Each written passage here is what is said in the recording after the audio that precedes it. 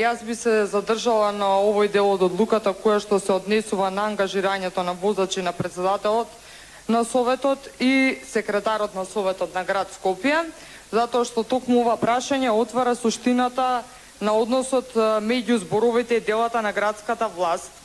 И сега ќе ви пуштам нешто кратко да чуете.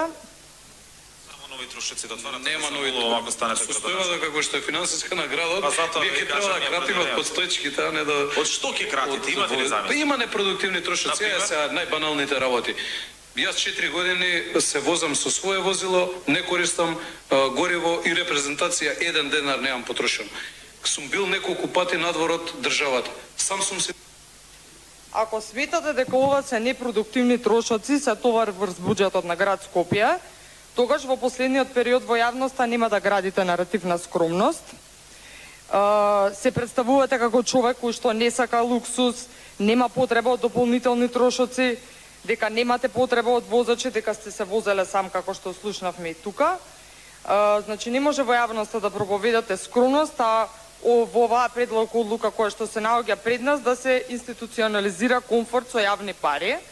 Исто така, последната ваша изјава за Телма вели: мене не ми треба 25 хигиеничарки, десетина шофери. Ѓорѓевски вели дека во град Скопје има превработеност.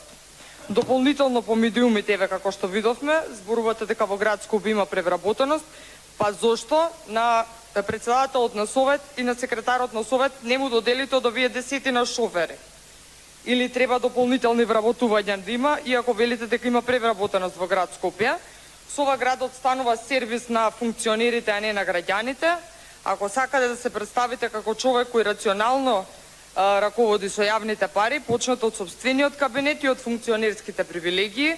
Мене не ми е јасно како може човек да зборува за рационализација и за штедење, а истовремено да создава систем на привилегии за функционерите со средства од буџетот на град Скопје. Тие пари се од граѓаните, од градската каса, која полнат со плаќање на даноци, со комунали, а за возврат на тоа живеат во град со хаотичен сообраќај, дишат најзагаден воздух во светот, имаат нефункционален јавен превоз, возат по улици со дупки, додека граѓаните на Скопје чекаат автобуси кои воопшто не доаѓаат. Овде ние треба да гласаме за возачи кои што ќе носат функционери од врата до врата. Оваа предлог одлука само покажува дека раководството на град Скопје живее во паралелна реалност со граѓаните и дека оние кои постојано зборуваат за штедење всушност само штедат врз грбот на граѓаните. Ако навистина се грижевте за јавниот интерес, ова ќе беше првата работа која што укинавте од како дојдовте на власт, а не да ставате сега на гласање. Благодарам.